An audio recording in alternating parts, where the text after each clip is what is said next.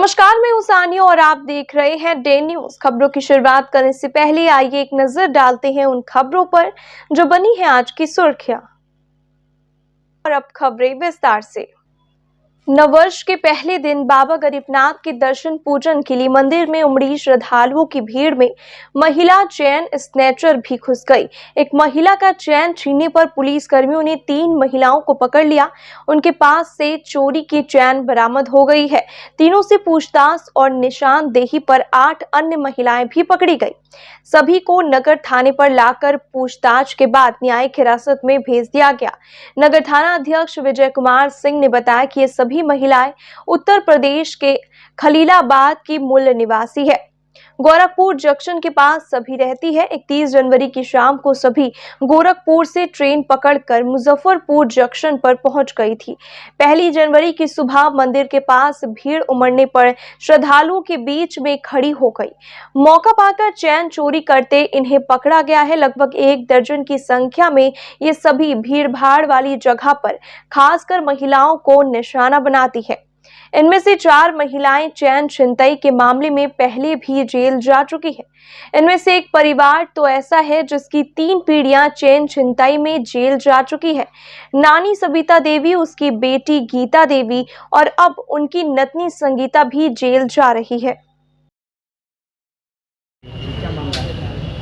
1 जनवरी के अवसर पर मंदिर में श्रद्धालुओं की भारी भीड़ थी। काफ़ी संख्या में महिलाएं भी थी और महिलाएं अपना गहना वगैरह भी पहनी हुई थी, जिसमें चैन वगैरह छिनताई करने के लिए एक सक्रिय गिरोह, जिसमें सारी महिलाएं ही हैं, वो महिलाओं के चैन को टारगेट करके चैन छीनने का काम की। कुछ महिलाएं का चैन छीना गया, लेकिन वो मैंने FIR नहीं की हैं। ये सारा गिरोह जो है आया था गोरखपुर से, और गोरखपुर से ट्रेन से मुजफ्फरपुर आया और गरीबनाथ मंदिर में जाकर चैन छिनताई की घटना को किया। सभी 11 लोगों पे FIR दर्ज करके जेल भेजा जा रहा है। और उसमें भी ये लोग पकड़ी गई थी। पहले भी इनका कंडक्ट रहा है, चोरी का काम करती हैं, महिलाओं का चैन छीनती हैं। मंदिर वगैरह में ये सब जहाँ भीड़ भाड़ का एरिया रहता है वहाँ पर ये महिलाओं के गहनों पे अटैक करती हैं। चैन और मंगलसूत्र को हाथ साफ करती हैं। कहाँ बेचती थी ये सब कुछ बताया? ये सर सब पता नहीं चल पाया है। ये गोरखपुर लौट जाती हैं, फिर चोरी वोरी करके और भाग जाती हैं गोरखपुर वापस। आपस में रिश्तेदार?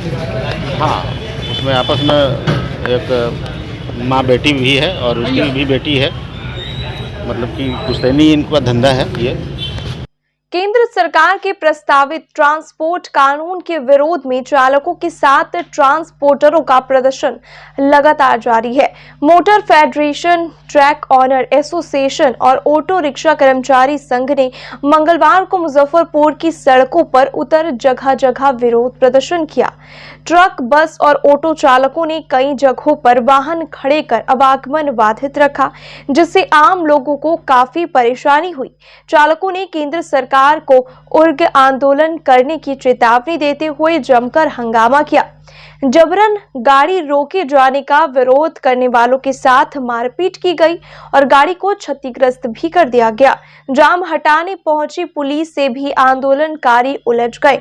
पुलिस ने हल्का बल प्रयोग कर आवागमन चालू करवाया। कच्ची पक्की अघोरिया बाजार सहित ग्रामीण इलाकों में भी चालकों ने जबरदस्ती परिचालन बंद कराकर नए कानून का विरोध किया। सांसद से पारित कानून बनी भारतीय न्याय संहिता में हिट एंड रन के मामले में लापरवाही से मौत पर विशेष प्रावधान किए गए हैं। इसके अनुसार यदि चालक के तेज गति और लापरवाही से गाड़ी चलाने में मौत होती है और ड्राइवर पुलिस को बिना सूचना दिए भाग जाता है तो 10 साल की कैद और 7 लाख जुर्माने का प्रावधान है। इसी काले कानून का विरोध हमारे समस्त चालक भाई कर रहे हैं और गाड़ी ऑपरेटर भी विरोध कर रहे हैं। मुजफ्फरपुर जिला ट्रक संगठन भी इस काले कानून का घोर विरोध कर रहा है। देश में एक्सीडेंट इन्वेस्टिगेशन प्रोटोकॉल का अभाव है, उसके बावजूद सरकार इस तरह का कानून लाती है, तो इस तरह के कानून में व्यवसाय करना संभव नहीं है और यह व्यवसाय पूरी तरह चौपट हो जाएगा ड्राइवरों के अभाव में।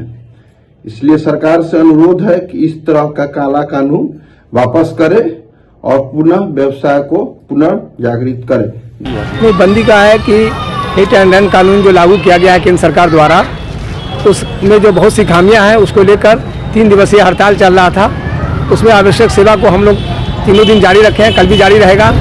बाकी जो है हमारा केंद्र सरकार से मांग है कि वह पुनः इस कानून पर विचार करे। इस तरह का कानून बनाने से पहले जनता के लोगों की राय लेना चाहिए, न कि कानून बनाना चाहिए। कानून बन जाने से ड्राइवरों का ऐसे ही पहले से समस्या है। अब इस तरह का कानून बनेगा तो लोग गाड़ी नहीं चलाएंगे। इस तरह का सरकार का जो मंशा है, बताइए, लोग हजारों लोग बेकार हो जाएंगे। अभी जो है करोड़ों लोगों का परिवार 2 दिनों से समझिए कि इस तरह से सब चीज़ों की है, ड्राइवर गाड़ी छोड़ के चले जा रहे हैं कि भाई हम गाड़ी नहीं चलाएंगे, हम कमाने आए हैं कि क्या गंवाने आए हैं। इसलिए हमारा कहना है कि सरकार पुनः इस पर विचार करके इस कानून को लागू नहीं करे, बल्कि पहले विचार करे। दूसरी बंद का आखिरी दिन है, कल बंद का आखिरी दिन है। हम लोग कल 6 बजे सुबह से 6 बजे शाम तक ही पुनः मतलब रखे हैं कि कल पुनः हड़ताल रहे।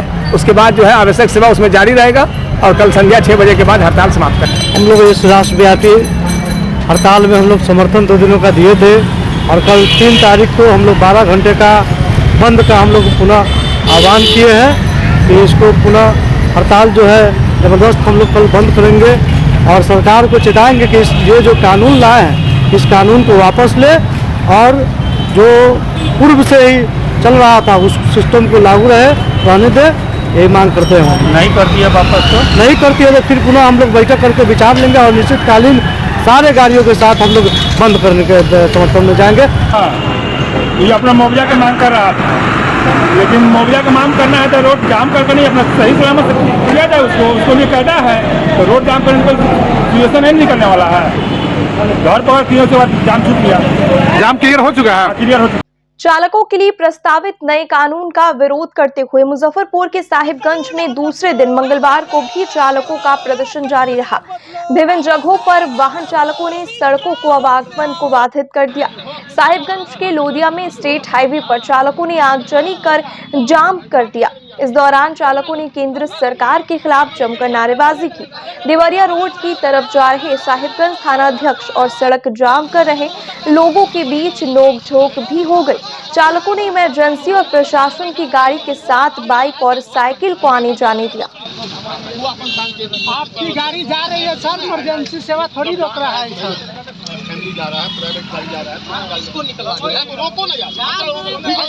अमित शाह जो कानून निकाले हैं, काला कानून की ड्राइवर 10 साल जेल रहेगा, 5 लाख रुपया उसको जुर्माना देना होगा। नहीं 5 लाख भी 7 लाख भी हो रहा है, लेकिन 5 लाख का ही हम कह रहे हैं। तो 5 लाख ड्राइवर कहाँ से देगा?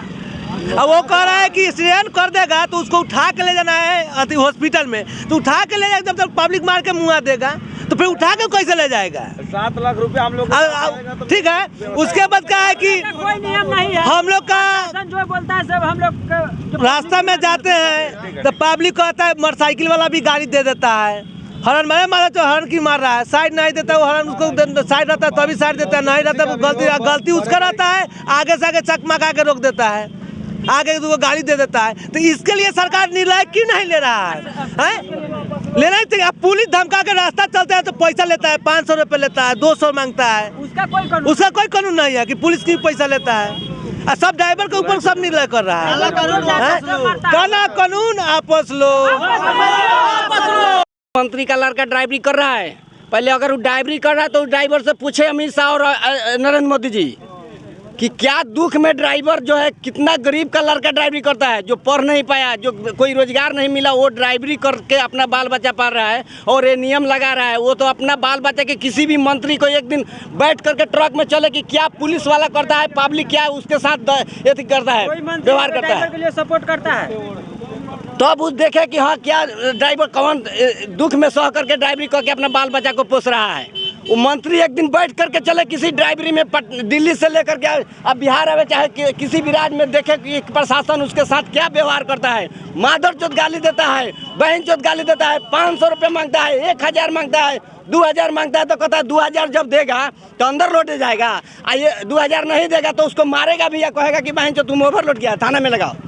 ये पुलिस प्रशासन का राज है, भाजपा का राज है, ये मोदी का राज चल रहा है, ये अमित शाह का राज चल रहा है। अमित शाह तुम्हारा दादागिरी नहीं चलेगा। मुर्दाबाद मुर्दाबाद। ये काला कानून जो सरकार द्वारा हम पे थोपा गया है उसके विरोध में हम लोग दूसरे दिन जाम में हैं।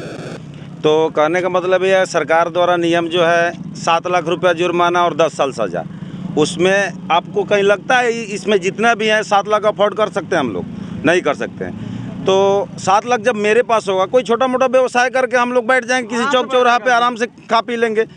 अगर बाई दफे हम लोग गाड़ी चलाते हैं, वो 7 लाख अफोर्ड करके भी गाड़ी चलाते हैं तो एक्सीडेंट होता है, 10 साल के लिए हम जेल जाएंगे, मेरा परिवार तो रोड पे आ जाएगा जी। क्यों ऐसे कानून में हम क्यों ड्यूटी करें, क्यों सरकार का समर्थन करें किसी भी मामला में? हम क्यों पूरे नया कानून जो लाए उसमें क्यों ड्राइविंग नहीं करेंगे? हम नया कानून में हम एग्री नहीं करते हैं इस चीज़ को, जो हम नया कानून के साथ चलेंगे सरकार के साथ कदम मिला के। डीएम प्रणव कुमार ने मुजफ्फरपुर जिले के चन्हुमुखी विकास के लिए प्रबुद्ध जनों का आभार प्रकट किया। नववर्ष के साथ जिला स्थापना दिवस की शुभकामनाएं देते हुए खुदीराम बोस मैदान में आयोजित समारोह में उन्होंने कहा कि शहर को वाटर लॉगिंग से मुक्ति मिलने का समय आ गया है। इससे पहले दीप प्रज्वलित कर उन्होंने कार्यक्रम का शुभारंभ किया। समारोह में गुब्बारा उड़ाना, म्यूजिकल चेयर प्रतियोगिता, व्यंजन स्टॉल, बेटी बचाओ बेटी पढ़ाओ के तहत बालिकाओं का सम्मान आदि मुख्य आकर्षण रहा। रंगारंग कार्यक्रम में डीपीआरओ दिनेश कुमार, बीपीआरओ मुशहरी, नर्मदा चौबे, रेखा जायसवाल, कृषि पदाधिकारी राजन बालन, सपना राज संगम के साथ अन्य स्थानीय कलाकारों ने खूब रंग जमाया। बाहरी कलाकारों में आलोक चौबे एवं पूजा चटर्जी ने जिले वासियों को खूब झुमाया। क्विज प्रतियोगिता में विजेता टीम को नगद पुरस्कार देकर सम्मानित किया गया। 18 की शक्ति फिल्म निर्देशन के लिए पटकथा निर्देशक अनीता शर्मा को भी सम्मानित किया गया। 150वां स्थापना दिवस पर पूरा जिला जश्न में डूबा रहा। भी है और स्थापना दिवस भी है जी। क्या कहना चाहेंगे सर इस? आज मुजफ्फरपुर ज़िले का स्थापना दिवस है, 150वां स्थापना दिवस हम लोग मना रहे हैं। और आयोजन के रूप में यदि हम लोग बात करें तो द्वितीय आयोजन यह है। पिछली बार से हम लोगों ने इस आयोजन की परंपरा की शुरुआत की थी, तो काफ़ी हर्ष और प्रसन्नता हो रही है कि हम लोग मुजफ्फरपुर ज़िले का स्थापना दिवस मना रहे हैं और ज़िले वासियों को इससे कनेक्ट कर रहे हैं, क्योंकि ये पता होना चाहिए कि ज़िले का गठन कब हुआ। और उसके आलोक में आज कई रंगारंग सांस्कृतिक कार्यक्रम भी इस संध्या को आयोजित किए गए हैं और जिसका लुत्फ सभी शहरवासी आज उठाएंगे। इस अवसर पर मैं पूरे शहरवासियों को बहुत बहुत शुभकामनाएं और बधाई देना चाहूँगा। का सर नए तरीके से इस बार स्थापना दिवस में क्या कुछ सोचा गया है विकास को लेकर? देखिए, मुजफ्फरपुर लगातार निरंतर विकास के पथ पर अग्रसर है और इस विकासात्मक गतिविधियों में जैसा आप देख पा रहे होंगे कि डेफिनेटली स्मार्ट सिटी प्रोजेक्ट में काफ़ी कुछ काम हो रहा है और एकदम लगभग फाइनलिटी के स्टेज में है। तो आने वाले दिनों में एक नए शहर के रूप में स्वरूप दिखाई देगा। दूसरी ओर आने वाले इस वर्ष में 2-3 नई चीज़ें जो शुरू होने जा रही हैं। एक तो बाईपास पूरी तरीके से चालू हो जाएगा। तीसरी बात की जो दादर पुल से लेकर के करीब 10 किलोमीटर रोड के पुनर्निर्माण की योजना स्वीकृत हुई है। वो रोड जब निर्मित होगा तो काफ़ी शहरवासियों को सुविधा होगी। बाबा साहेब भीमराव अम्बेडकर बिहार विश्वविद्यालय की स्थापना 2 जनवरी 1952 को की गई थी। स्थापना दिवस पर मंगलवार को विश्वविद्यालय में आयोजित समारोह में प्रति कुलपति ने कहा कि बिहार विश्वविद्यालय के शैक्षणिक उपलब्धियों का अतीत शानदार रहा है, लेकिन स्थापना के कुछ सालों बाद ही विश्वविद्यालय का 4 विभाजन हो गया, जिसमें 6 नए विश्वविद्यालयों की स्थापना की गई। उस समय पटना विश्वविद्यालय से अलग करके नया विश्वविद्यालय बनाया गया था। स्थापना के समय इसका नाम बिहार विश्वविद्यालय था, जिसे 1992 में बाबा साहेब भीमराव अम्बेडकर विश्वविद्यालय का नाम मिला। वर्तमान में 24 स्नातकोत्तर विभाग, 3 गवर्नमेंट डिग्री कॉलेज और 39 अंगीभूत कॉलेजों के साथ ही 70 संबद्ध कॉलेजों के साथ इसका कार्यक्षेत्र मुजफ्फरपुर सहित 5 जिलों में फैला हुआ है। इसके अलावा होम्योपैथ, आयुर्वेद व यूनानी के कॉलेज पूरे बिहार के कई जिलों में संचालित होते हैं। उन्होंने कहा कि यहाँ से पढ़कर कई छात्र छात्राएं देश विदेश में विश्वविद्यालय का नाम रोशन किया है। समारोह में कई कॉलेज के प्राचार्य सहित विश्वविद्यालय अधिकारी, कर्मचारी एवं विविध जन उपस्थित रहे।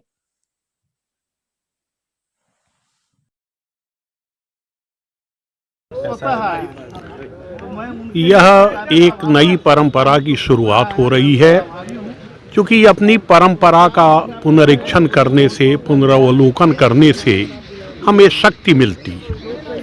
72 साल पहले इस विश्वविद्यालय की स्थापना हुई थी, तो इसलिए हुई थी कि पूरे बिहार में उच्च शिक्षा के क्षेत्र में एक प्रगतिशील वातावरण बने। पटना विश्वविद्यालय के अतिरिक्त सारे महाविद्यालय इसी विश्वविद्यालय के अधीन थे। यूनिवर्सिटी ऑफ बिहार की एक गरिमा रही है, हमारी ये गौरवशाली परंपरा है। हम उस परंपरा को अक्षुण्ण रखते हुए आगे इसमें कुछ और मिलाना चाहते हैं, इसके गौरव को और बढ़ाना चाहते हैं। इसीलिए इसी संकल्प से आज से यह शुरुआत हुई। बहुत खुशी की बात है कि देर से ही सही, लेकिन स्थापना दिवस को मनाने की परंपरा शुरू हुई है। ताज्जुब की बात है कि इतने दिन से हो क्यों नहीं रहा था, लेकिन देर आयत दुरुस्त आयत, अब से आज से शुरू हुआ है। अब आइंदा भी अगले साल से और भी बड़े पैमाने पर इसको मनाया जाएगा, हम ये उम्मीद करते हैं। और अपने पहले के गौरव को और शान को याद करते हुए हम लोग सब लोग ये संकल्प लेते हैं कि इस विश्वविद्यालय को बहुत ऊंचाई तक ले जाएं और पूरे राष्ट्र स्तर पर इसका नाम रोशन करें। हाँ, ये भूल हुई कभी कभी, लेकिन जब से शुरुआत हो गया उसी समय सवेरा, और ये भी श्रेय आप लोगों को ही जाता है। आप लोगों ने ही याद कराया कि स्थापना दिवस है, और फिर एक टीम वर्क में सारे लोग मिल के जल्दीबाजी में कम समय में इसको तैयार हम लोग मना पाए। और हम लोग इसी विश्वविद्यालय के छात्र भी रहे हैं, तो बड़ा गौरव अनुभव कर रहे हैं, बहुत अच्छा लग रहा है। और सभी से अपील करते हैं कि जिनसे जो भी बन पड़े विश्वविद्यालय के अच्छाई के लिए, सब लोग छात्र हों, शिक्षक हों, गार्जियन हों, 6 जिला में ये विश्वविद्यालय फैला हुआ है, सभी जिनसे जो बन पड़े इसके भलाई के लिए, इसके अच्छाई के लिए एक शुभ शुरुआत तो हुई है। और हमारे शहर का भी स्थापना दिवस पिछले साल से मनाया जाना शुरू हुआ। इस साल हम लोग विश्वविद्यालय का मनाना शुरू किए हैं, और निस्संदेह इस विश्वविद्यालय की मैं प्रोडक्ट रही, यहाँ काम करने का मौका मिला, तो यह एक बहुत सुखद अनुभूति है कि हम अपने इस शिक्षण संस्थान की आज स्थापना दिवस 72वीं स्थापना दिवस हम लोग मना रहे हैं, और आगे इसको और कीर्तियों के साथ और नए नए आयामों के साथ हम लोग मनाएंगे। एक अच्छी शुरुआत हुई है, इसके लिए विश्वविद्यालय प्रशासन को बहुत बहुत साधुवाद। निषाद संघर्ष मोर्चा 2024 में होने वाला लोकसभा चुनाव की तैयारी में जुट गया है। इसके लिए आगामी 3 फरवरी को मुजफ्फरपुर क्लब मैदान आयोजित की जाने वाली निषाद स्वाभिमान रैली की तैयारी के लिए मंगलवार को दादर कोल्हुआ से निषाद रथ को रवाना किया गया, जो जिला के 16 प्रखंड 387 पंचायत में निषाद समाज के बीच जागरूकता अभियान चलाएगा। रथ को हरी झंडी दिखाकर रवाना करते हुए मोर्चा के संरक्षक सह प्रदेश जदयू के महासचिव रंजीत सहनी ने कहा कि मुख्यमंत्री नीतीश कुमार ने मल्लाह समाज को अति पिछड़ा में शामिल कर आगे बढ़ाने का साहसी काम किया, लेकिन केंद्र की भाजपा सरकार को यह पच नहीं रहा है। मुजफ्फरपुर लोकसभा के लिए स्थानीय लोगों को टिकट देने का समर्थन करते हुए सहनी ने कहा कि बाहरी उम्मीदवार को किसी कीमत पर बर्दाश्त नहीं किया जाएगा। मौके पर मोर्चा के जिला अध्यक्ष वीरेंद्र सहनी, पूर्व मुखिया केदार सहनी, उपेंद्र निषाद, मुखिया राम किशोर सहनी, शिशिर कुमार नीरज, कुंदन शांडलिये सहित कई अन्य नेता मौजूद रहे। निकलने को लेकर प्रचार प्रसार। देखिए, आगामी 3 फरवरी को निषाद स्वाभिमान रैली आयोजित की गई है क्लब मैदान मुजफ्फरपुर कचहरी गेट के सामने। उसी की तैयारी के लिए आज मुजफ्फरपुर जिला के भ्रमण प्रचार प्रसार के लिए एक निषाद रथ तैयार करके उसको हरी झंडी दिखाकर और निषाद समाज के साथियों के द्वारा जिला अध्यक्ष जी के नेतृत्व में उसको रवाना किया जाएगा, जो पूरे मुजफ्फरपुर जिला के 16 प्रखंड 387 पंचायत में घूमकर ये रथ प्रचार प्रसार करेगी। क्या उद्देश्य है स्वाभिमान रैली का? स्वाभिमान रैली का मुख्य 5 उद्देश्य के लेकर ये कार्यक्रम का आयोजन किया गया है। जो पहला है कि जो जातीय जनगणना सरकार के द्वारा किया गया, जिसमें कम से कम 6 से 7 उपजाति जो है, जिसमें हम लोग का संबंध होता है, बिंद, बेल्लार, केवट, ये जो उपजाति है, तो इसको कम से कम एकीकरण करने के लिए हम लोग ये मांग सरकार से रखेंगे। और दूसरा है जनसंख्या के अनुपात से सत्ता में हिस्सेदारी। तीसरा है पुलिस प्रशासन के द्वारा जो गरीब गुरबा जो गांव में झूठा मुकदमा करके और पुलिस प्रशासन के द्वारा जो परेशान किया जाता है। और चौथा मुद्दा है मछुआ समाज को जो केंद्र सरकार के द्वारा एवं राज्य सरकार के द्वारा लाभान्वित योजना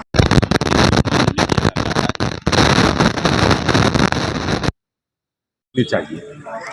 और सबसे मुद्दा है कि वर्षों से जो हम लोग को इसके लेकर विभिन्न राज्यों में हम लोग को उसका लाभ मिल रहा है, एसटी एससी का लाभ मिल रहा है, तो बिहार में भी मिल सकता है। पिछले बार भी केंद्र सरकार द्वारा बार बार इसे रिजेक्ट कर दिया जा रहा है। प्रतियोगिता परीक्षा की तैयारी करने वाले प्रतिभागियों के लिए मंगलवार को मुजफ्फरपुर के आमगोला में उत्कर्ष स्टडी सेंटर का शुभारंभ किया गया। सेंटर का उद्घाटन कांग्रेस नेता मयंक कुमार मुन्ना और स्टडी सेंटर के संचालक आयुष्मान सक्सेना ने नारियल फोड़कर किया। आयुष्मान सक्सेना ने बताया कि प्रतियोगिता परीक्षा की तैयारी के लिए यहाँ तरह तरह की सुविधा उपलब्ध है। ग्रुप स्टडी और सेल्फ स्टडी की बेहतरीन व्यवस्था की गई है। मेधावी छात्रों को निःशुल्क तैयारी कराई जाएगी। उन्हें प्रतियोगिता परीक्षा से संबंधित सारे मटेरियल उपलब्ध कराए जाएंगे। उन्हें अन्य शहरों का रुख नहीं करना पड़ेगा। शहर के सभी मेधावी स्टूडेंट्स, आज से आपका स्वागत है उत्कर्ष स्टडी सेंटर में। प्लीज आप लोग आइए और यहाँ का जो एनवायरनमेंट है उसको एक्सपीरियंस कीजिए और अपने स्टडी को, अपने पढ़ने की गति को और तेज बनाएं और फोकस से पढ़ें ताकि आपका रिजल्ट जो हो काफ़ी अच्छा हो और आपके पेरेंट्स को प्राउड हो। Thank you. फैसिलिटी उपलब्ध कराई जाएगी इसमें। फैसिलिटी में इस स्टडी सेंटर का लाइब्रेरी में आपको स्पेसियस सीट मिल रहा है, बहुत ही कंफर्टेबल चेयर मिल रही है। इसके साथ साथ तेज वाईफाई और स्टडी मटेरियल ऑफलाइन भी अवेलेबल है, जैसे बुक हो गए या फिर किसी बड़े इंस्टीट्यूट के जो भी ऑफलाइन स्टडी मटेरियल होंगे वो सब प्रोवाइड की जाएगी। सभी स्टूडेंट कंपटीशन की तैयारी जो कर रहे हैं या फिर जेई के लिए पढ़ रहे हैं या मेडिकल की तैयारी कर रहे हैं, सीए के स्टूडेंट या फिर कमीशन के स्टूडेंट, सभी का स्वागत है। आप लोग प्लीज एक बार आइए और यहाँ का एक्सपीरियंस कीजिए एनवायरनमेंट। Thank you. आज की खबरों में बस इतना ही। कल फिर मिलेंगे कुछ नई खबरों के साथ। तब तक के लिए हमें दीजिए इजाजत। नमस्कार।